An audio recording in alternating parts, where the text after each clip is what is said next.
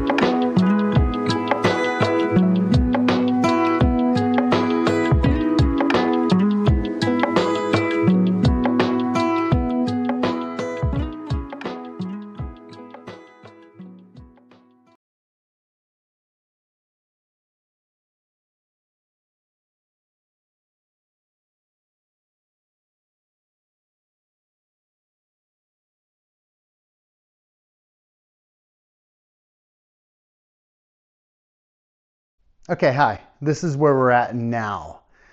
So I sanded this down. I added a coffee brown trans dye tint. I sanded it out. And then I added a green.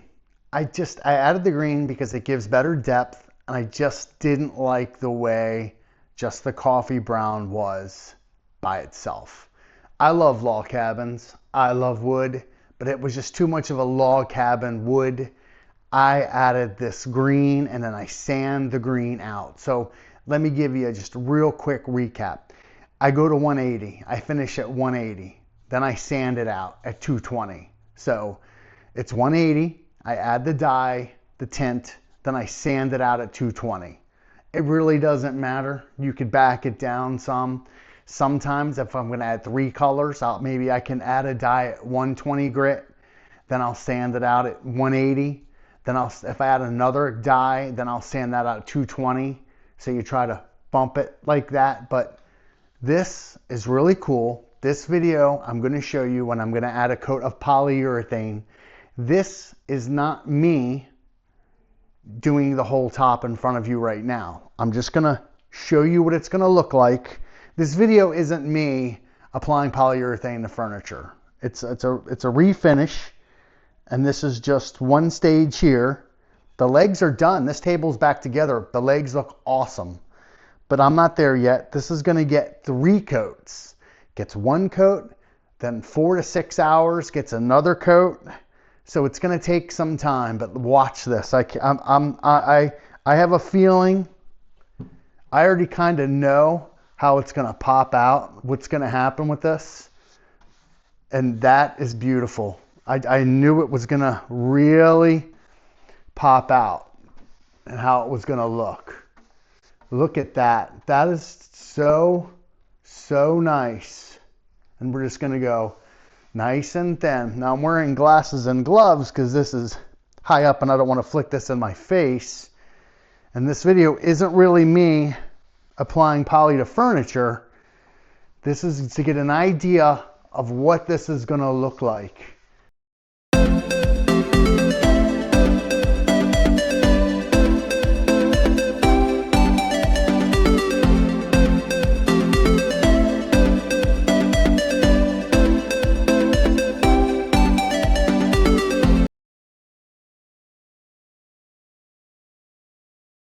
Okay, we're back. Okay, well this is done.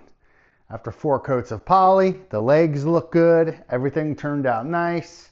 So when it comes to the legs, I always like to put rubber feet on them.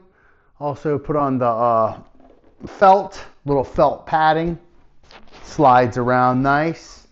It turned out really good. So you can get a look what's going on with the feet. This is kind of something I set my planer on, so I have that exhaust port down there for that hole. So yeah, I like the way everything turned out. Now this is the top. Really, I love the way this turned out. I couldn't have asked for anything better. Again, this was the coffee brown tint, sanded out. Then I applied a green tint, trans dye, sand that out, and then 4 coats of poly. Couldn't ask for anything better. I love the way it turned out. I can turn it sideways. You know, really happy with the before and after, how it looks.